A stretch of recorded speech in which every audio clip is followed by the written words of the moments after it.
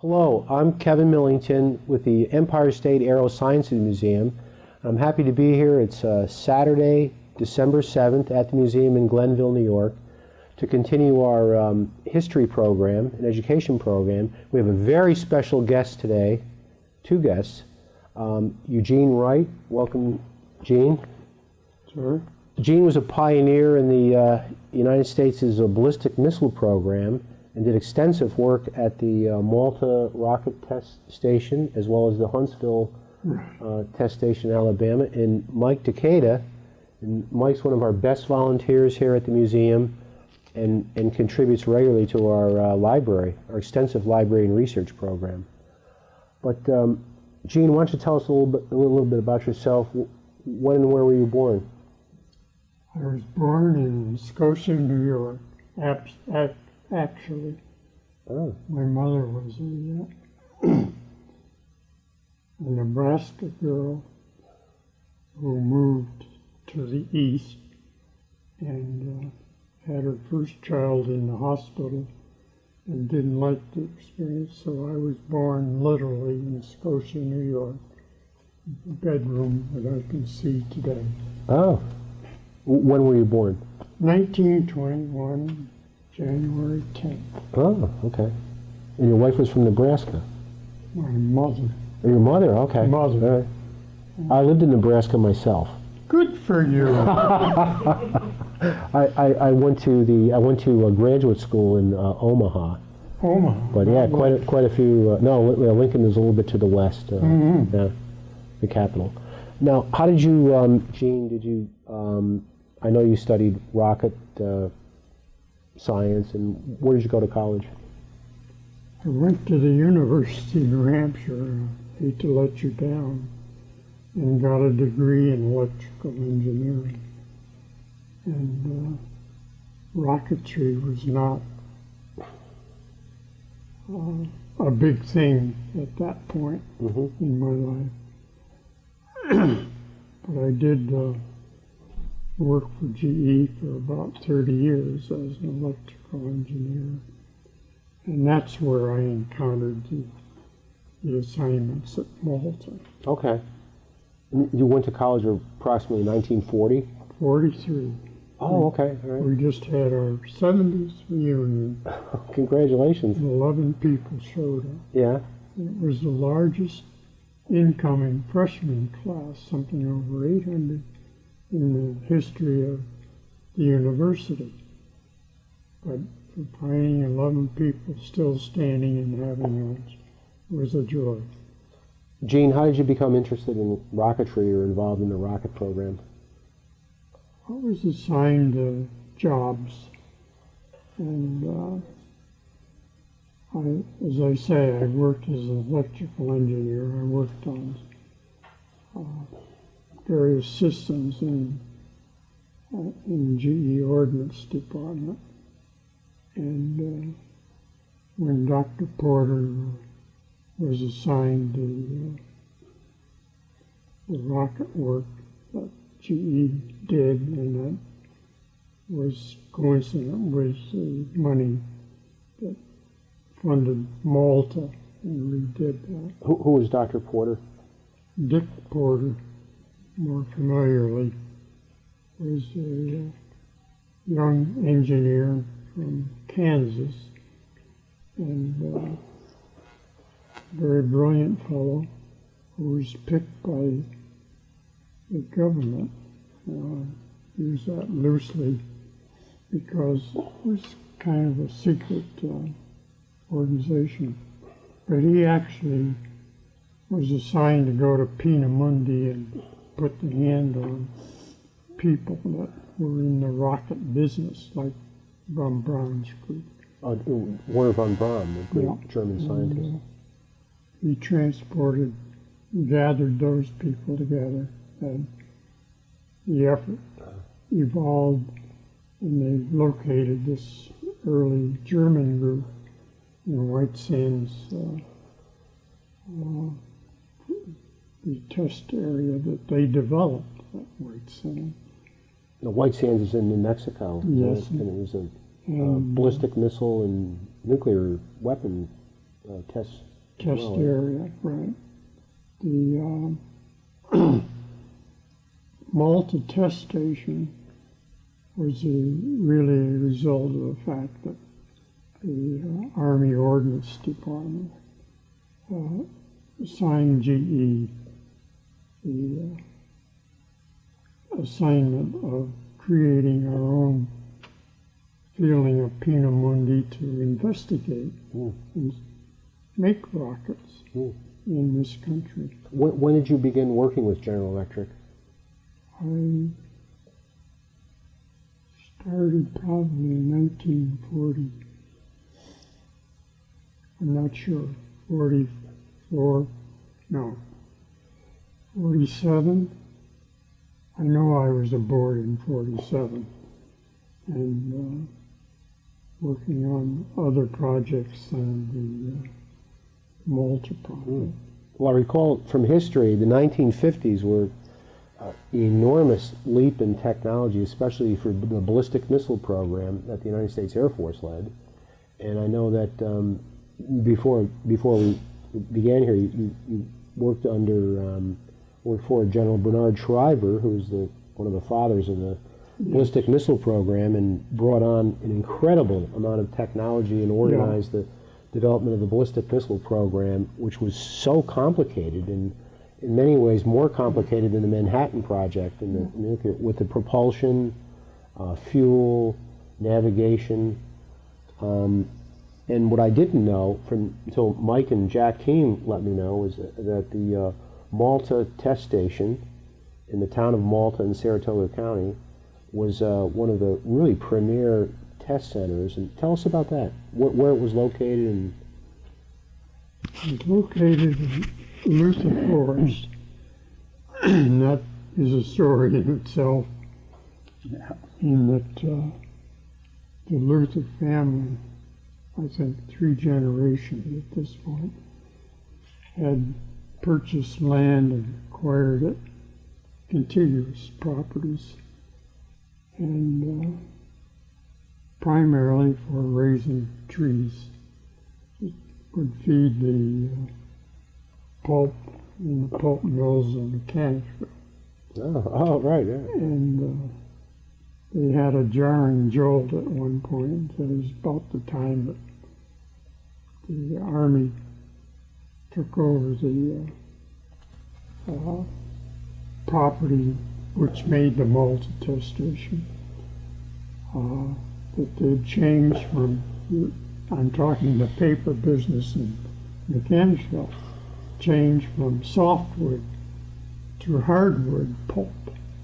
And that kind of put a jar in Mr. Luther's business, his tree business.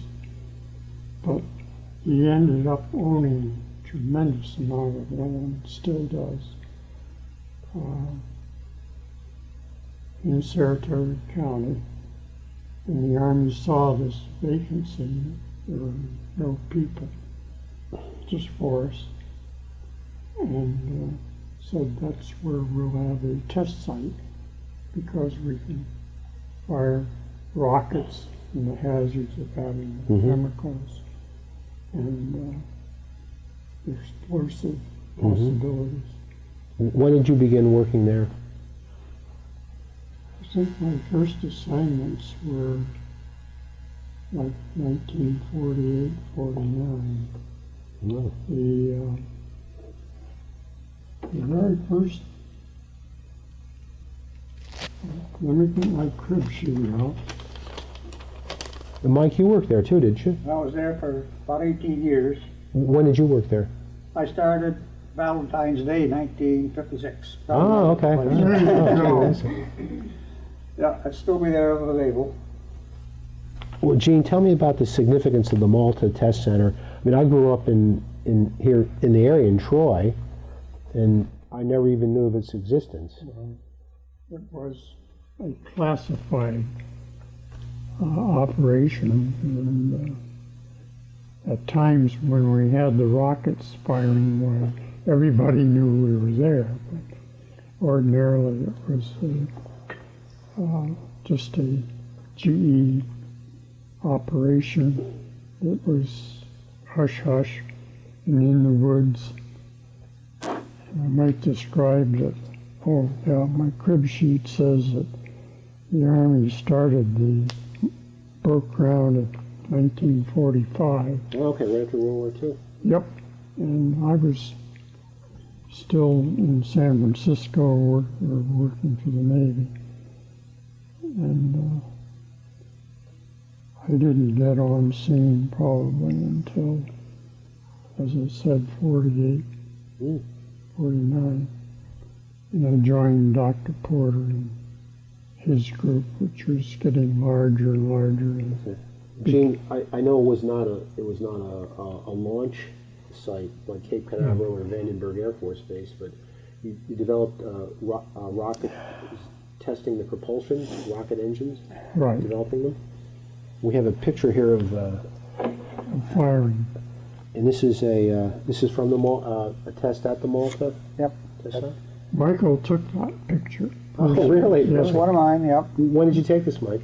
Oh, late 50s, I'm not exactly, we photographed every single test. Okay. What are we looking at here? That's Pit 3, Winter Vanguard engine 405 test.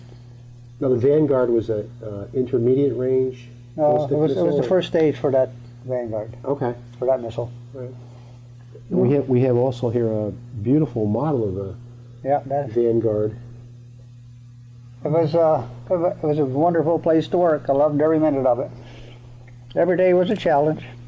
How many people worked there at the height of its? What do you think, maybe 400 or 500 at one time? Oh boy. Right. It peaked around 500 when it was just getting started. And the site is still there, I understand. Yeah. I know Jack Keane Skeleton. led a tour of the area with Yeah, we the went up. current owners, and you accompanied them in Yeah. a lot of underground facilities. Yeah. My dark room was still there, not mine, but dark room. But still got two safe lights hanging up there in the dark room. But every day was a challenge. We did something different every day. Fuel testing. Give me a poke if I say something I'm not. No. Well, it must have been an enormous and complex just topic to work on. You know, ballistic missiles, of course, and then propulsion, fuel, navigation. And Gene, what did you work on? I worked downtown, Campbell Avenue plant. I worked on the inertial navigation of the so-called HA-3A missile. And that led me to Malta for actual testing and association, and finally I got into the systems tests of the complete missile that came under our quality control. That was the Vanguard? The Vanguard, no. The Hermes? Say again? The Hermes project? Oh yeah. Was Dick Porter. Yeah. The Vanguard was from that early experience in developing liquid rockets. And associated with the development and growing actually has to lead are the structures that you contain the test in. The initial ones were horizontal. They were only 3-inch rocket motors, which are pretty good blast. But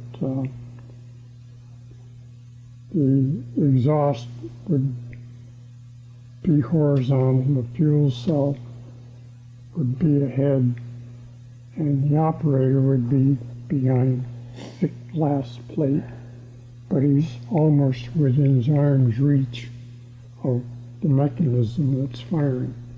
So you could witness that, but photographers like Mike would have to cover all facets of the operation, in addition to perhaps up to. It must have been a spectacular display to see, rocket engine testing. How often did you do the testing? Say in the course of a year, how many live? Hundreds probably, yeah. Sure. Different state, different parts. Right. Repeating. Trying different fuels, trying different nozzle configurations, and measuring the efficiency. Now we have a. You were before we began. You were telling this is a sort of a holdback bar or something to. It's my estimate. This was found in the grass at Malta just recently. Really? Yeah. Really? Well, maybe it'll be part of our display. Oh, it will be, yeah. Okay. Picked up, and all I could do, I think it was identified as a tie-down bolt in which you put a strain gauge on to measure the lifting thrust. Of course, to keep the rocket engine stable when it's being tested. Oh yeah, you don't purposely let them get away. that would definitely ruin your day, wouldn't it? Yeah, we've had some of those. Yeah, we've had. Well, did you have any close calls there? Tell me about one of your. Do you have an experience you want to share with us, in particular, you two, Mike? Well, you remember when we had our first attempt at putting a satellite into space, and the rocket went up about 2 feet, came down, exploded. Do you remember that? I think that wasn't that a Vanguard? Yeah, that was Yeah, ours. I remember when I was a child. It wasn't our fault. I remember that. I went to work Monday morning after that, and we tested, and I went home for a couple hours sleep. We finished about 2 o'clock following Sunday. I went home later on that morning. But we tested and tested and tested and tested, and nothing wrong with our engine. There was a fuel line up in the third stage, the fuel line burst. We could point to it was his fault. Yep, it wasn't us. So you did the testing on the propulsion and the navigation The at engine. Malta, So, yeah. and then where did the launch occur? Down in Florida, At Patrick Air Force Canaveral. Base or was Cape it? Canaveral? Cape Canaveral. Okay. Yeah. But everybody blamed GE and us, and it wasn't our fault at all. But just it must have been so exciting to be in the infancy of this program and one of the first ballistic U.S. ballistic missile tests, and Yeah, we had to invent new ways of doing things. well, probably like any other really technical program, there was an awful lot of development period and trial and error. Yep. And you did mention, Gene, that you met or worked with one of the legendary figures in the space program, Dr. Werner von Braun, who a German scientist, I think significant is developing some of the first generation of ballistic missiles for Germany, and then in turn came to the United States and worked with you. Why don't you tell us about that? Well, I didn't have direct experience in this case, but Dick Porter, who was the project manager at GE, was a part of the team that transported von Braun and his group, roughly 10, 15 high-level guys, you'd call them scientists, I guess, were moved to Wright Sands, Nevada, and set up another Malta-type site that is firing stands and the whole works at White Sands Proving Ground. But Malta and its 60 years of rocket experience really started in 1945, as we said, before VJ Day. And my experience was probably later than Mike's in joining that group. And I had various projects, and eventually over time I moved up to the position of manager of the station for GE. And So you managed the Malta Rocket Test Center? mhm. Oh, it's a very important, obviously, in position. Well, it's part of your growth. And I had other assignments from time to time. I worked in the general engineering laboratory on the cryogenic accelerometer. Was one of the scientists who did the guidance on the V2, who was a GE employee at the time. And the V2 was a German Yeah, ballistic missile from World War Yeah. II. That was that was a great missile for its time. And the group at Huntsville, that moved from White Sands, von Braun's group moved to Huntsville. Huntsville is in Alabama, and that was a rocket test center as well. Right. For development? They took over an arsenal and developed and put in firing stands. And that's the Army program basically was captured and contained in Huntsville. Mm-hmm. Ultimately. You told us, I remember just before we started, you said that you met Dr. von Braun Yes. at Huntsville, Alabama? Yes. Oh. I told this story before, but I'm always warmed by it. I was the resident manager of the Saturn Support Department in Huntsville. I reported to Daytona. My boss sat in Daytona, but I was in Huntsville. And a GE vice president came through Huntsville, and we were making do and having offices in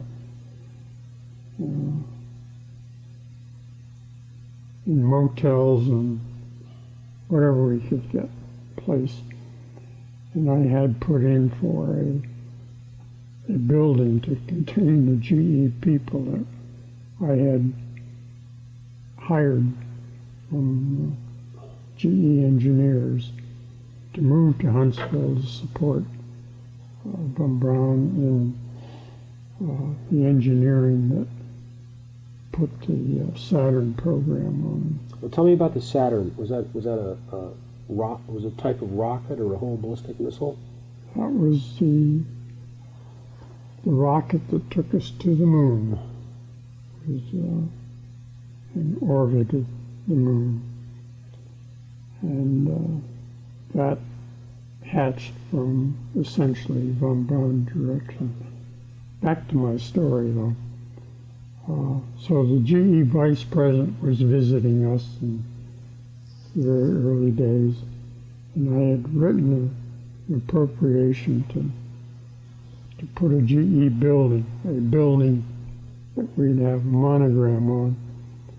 And I asked, we were showing escorting, you could say, Jack Parker, the GE vice president, and Werner von Braun through von Braun's shop. And I asked Parker whether he had approved my appropriation. We were going to get a home in Huntsville placed. And Parker said yes.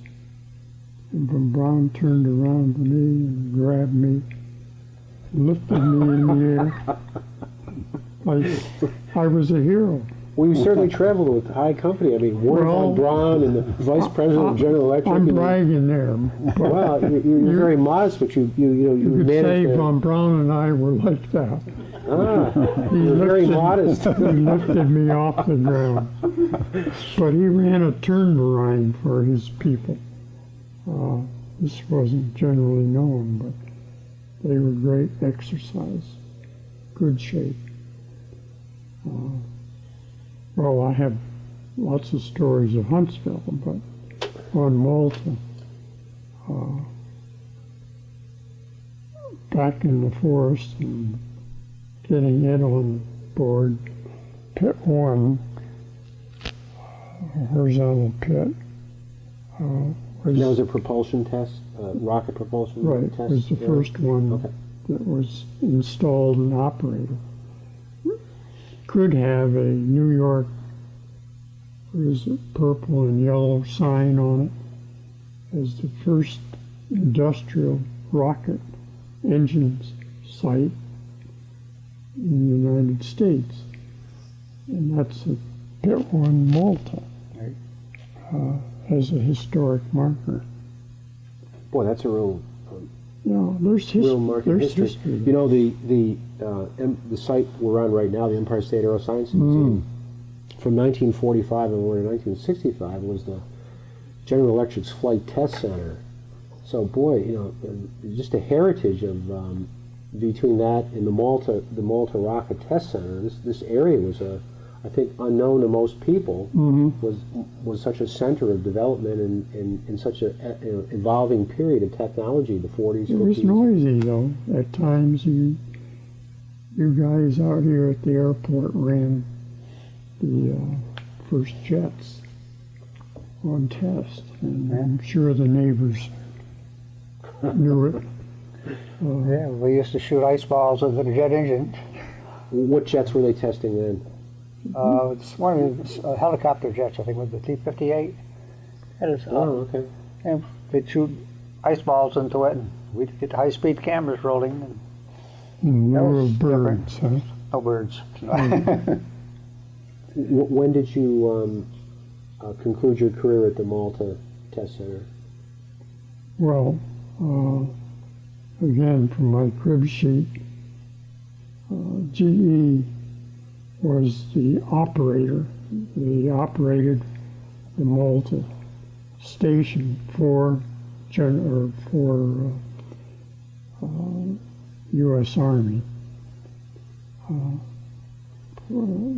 for 16 years, and then it was declared excess to the needs of the Army. They had the Marshall Space Center in Huntsville. So the Malta, General Electric's Malta Rocket Test Center was in operation from 1945 to approximately 1961. Right. Okay.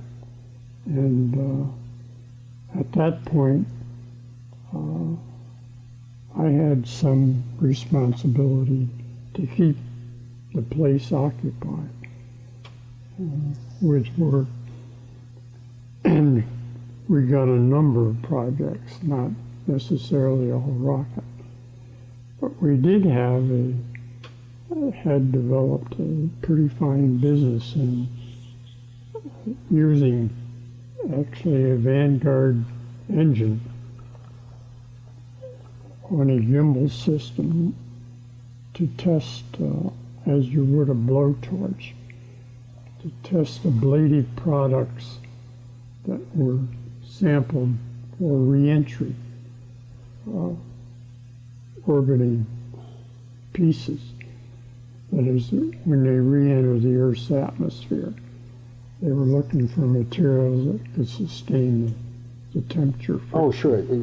Any object entering the atmosphere So generates we an had- enormous amount of heat. We had one of those rockets on a gimbal, and we could fire the rocket off, get a good, we'd use alcohol and liquid oxygen.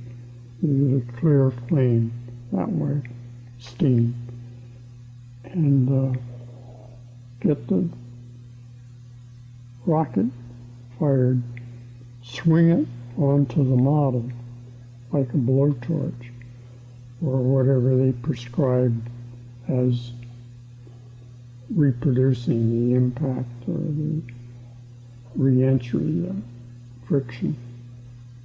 And so we were using that engine as a device to determine the best application in ways of heat protecting re-entry vehicles. Well, Gene, when a rocket, a Vanguard or a satellite, re-enters the atmosphere, is it approaches Earth, what temperatures would build up? Oh dear. We lost, we lost one, as you recall, one reentry where the ablating material had failed. I can't remember the name or the period, but we lost that whole crew on reentry. Their remains were scattered from Colorado all the way into Florida. Was that was a shuttle? Yeah. Yeah, I remember. I recall that. Well, that was a failure of the material that I'm talking about. The reason I brought it up was that it became a business at Malta. We had this special device that could do things uniquely and very reliably and with good results. And we could make a little business out of that. GE came along and quit the business in '61 and left the group that was there operating the facility to transist and work for ASDA, the New York State agency that took over the facility. Did you continue working there? Yes. So we continued the work I just described, that is the ablating nozzle work, and we worked for New York State, ASDA at the point. And that went on for quite a while. And GE continued to support ASDA. Then came the day when GE said, no, we're going to pull our people out. And it was a sad day. And that started Wright Malta, which I got a group of about 30 surviving people at Malta who were still interested in staying there rather than leaving the company. Did you form your own company then? Yes. Oh. And what aspects of rocketry was your company involved in? well, we did all of the work that GE did and repeated, and we also went into R&D on yardage disposal. We had major projects with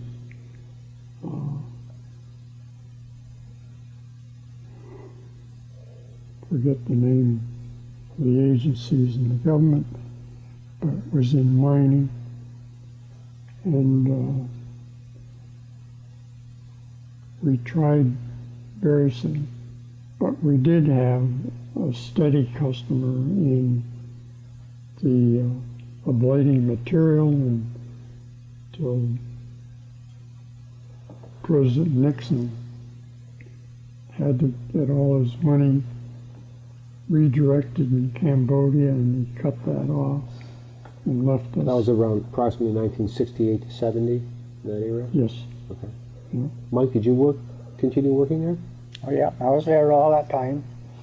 At Pit 1, where we did testing the re-entry thing, models, some interesting things they use. Remember Teflon?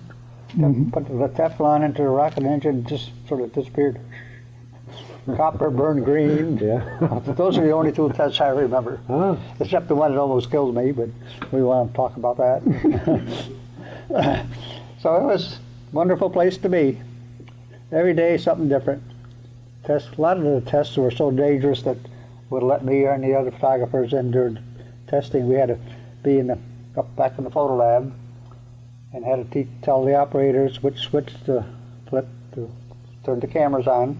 Well, you certainly must have felt like it was an exciting, you know, you were in such a, you know, innovative program, and Oh, you know, yeah. at the infancy really of the missile program. I almost didn't get hired. How's that, Mike? So I wasn't big enough, strong enough. So Howdy. nobody used any of those heavy camera boxes alone. We always, two of us. Uh-huh. So they gave me a chance. You were a photographer. Yeah. Okay. So it was a great place to be. Gene, tell us about some of the products. I know your inventions or some of the products that you developed. Well, in trying to increase the activity, we had shops and we had the laboratories to back up major investigations. We got the ball pump job moved into Malta. This was a hydraulic ball pump that was headed for Army tracked vehicles. In effect, we could have one engine driving two systems, hydraulic systems for each track. And So your work with the rocketry program was kind of a that we'd pick up whatever we could there. Yeah. But we were looking for new projects to work on. you certainly were involved in a lot of innovative products. It's, About Projects. Waterville Arsenal, huh? well, We should say that. no, no. Waterville was one of our steady customers. And essentially all the new weaponry was test fired at Malden. And, Well, I never knew that. no, No. well, I recently went to, I will say within the year, my aunt worked at the Waterville Arsenal in, Waterville, New York, for years, and I hadn't been there in years. I remember visiting her there. But recently, within the year, I went to a group, went to the museum there. They have a little on-site the museum. arsenal. Yeah, and described all the, like the Malta tests. As you tested, rocketry, the Waterville Arsenal was primarily developed barrel, cannon and armament. So the must have been a kind of a symbiotic relationship or connection with the two. It was, and it led to one job we did for the Canadian government in silencers. That part of the complaint at Malta when we were test firing 155 millimeter cannons, it made quite a nuisance, even though there's a mile separation between us and the outside world. We used to get complaints, so we developed silencers, which we started out with big, in effect, tin cans that would act like a gun silencer in a major way, except you're talking about big bullets. And we made this silencer for the Canadian government and delivered it up just over the border, and it's in use today in silencing weapons in their proving ground. And it has a Wright Malta sticker on it that we're very proud of. Oh, so the legacy continues then. Oh yeah. Yeah. When did you retire? I retired because I had multiple sclerosis, and that slowed me down I had gotten around on canes and sticks and whatnot, but I was not a vital president of a company trying to grow, so I gave it up at that point. And that was in 84, 85. But I continued to serve on the board of the company. And we finally sold a clothes business. We were there, 21 years. Paying taxes to, So obviously going from a government type program to the private sector. yes, we had to make that change. Yeah. But we kept the customers that GE had developed, and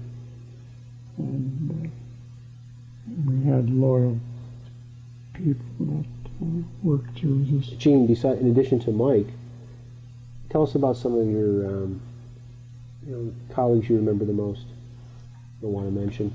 Well, in forming Wright Malta was in January 1972 when I was told by my boss that we were done as GE at Malta, and I had to carry that news back and announce it to the people that survived.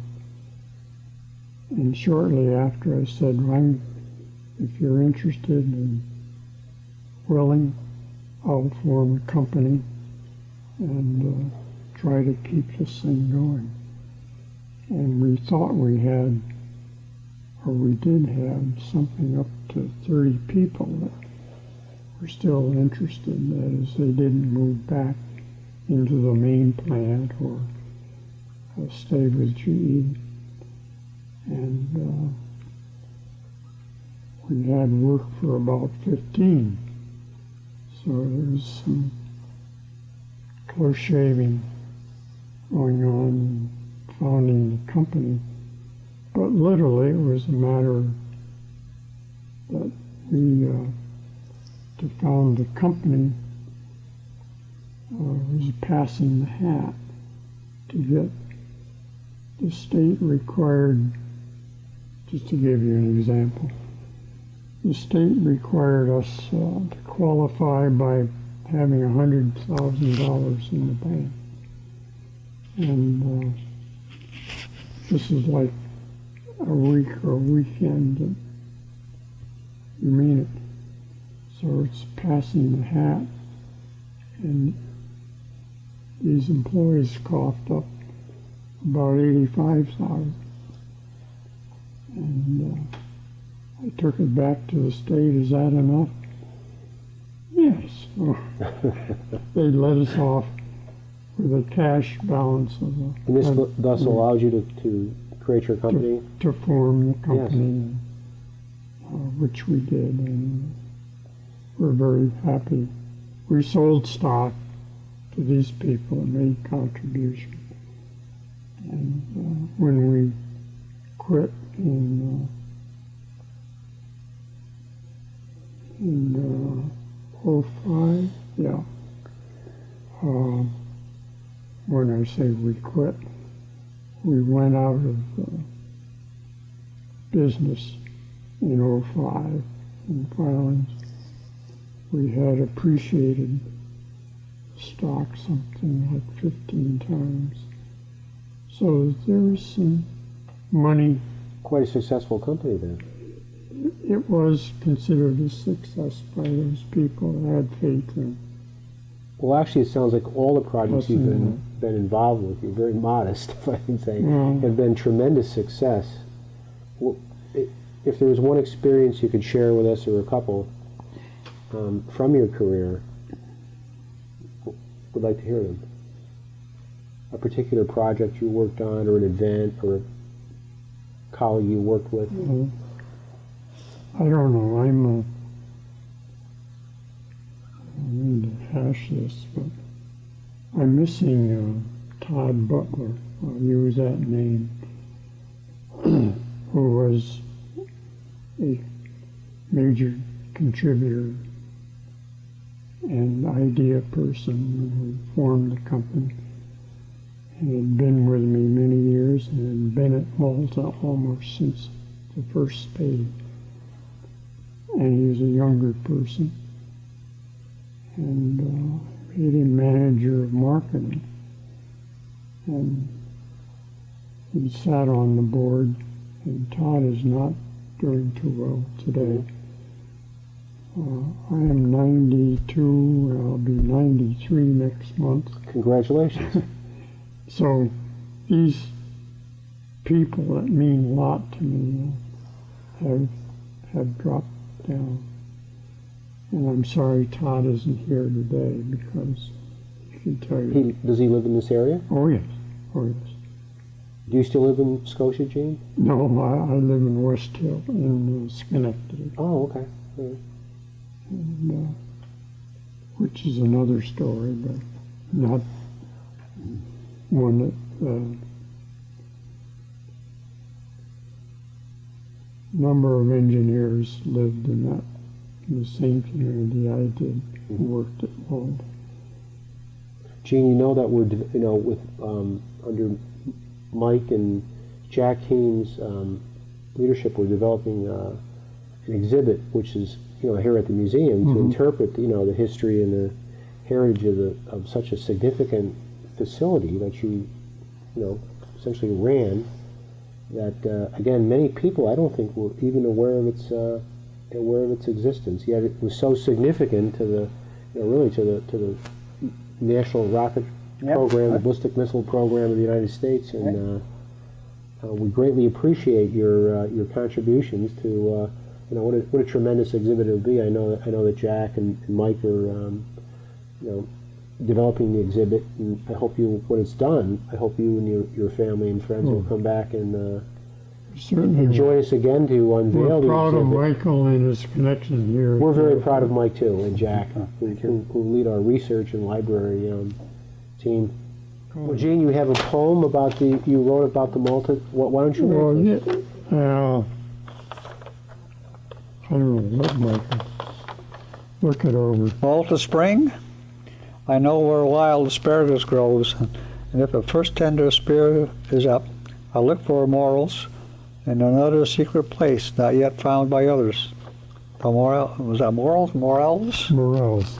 Grow in their own piney wood, a damp, cool place where a last drift of snow may have melted. The asparagus grows in the Pupin, in the southerly slope of a berm, near where I call the technicians, tired of winter's indoor lunch routine, would gather benches for the first eat out outdoors. Sweet air springs, lunches under noontime's warming sun, descended the Luther forest, now budding seed yellow cones. Alvy, Casey, Chris, Clay, I remember these guys, and Tony.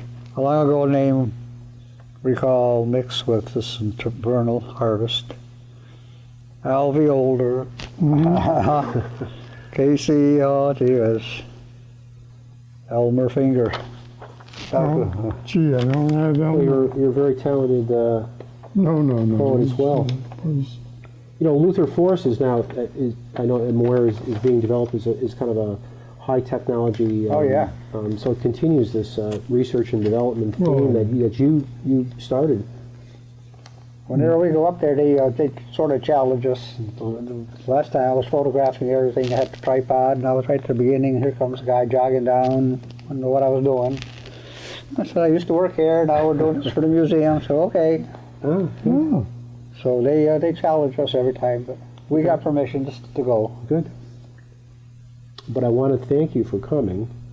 You're very modest for someone who was, was such a leader in the U.S. ballistic, missile program and ran the Malta test Flight Center, developed your own business afterwards, and That's developed your only complaint about and develop all of these, wonderful, products. And it's such an honor to have you here and to meet you. And I want to thank Mike as well and Roberta Farrell for organizing this. And your family and friends for coming. And also, we need to acknowledge our great producer here and photographer, Josh Nagy, who does such a great job. Thank you so much, Josh. And again, Gene, I want to thank you for coming. And it's just a pleasure meeting you and having the honor of right. talking with you. And you as well, Mike. Appreciate you. Thank you very much. You bet. Thanks.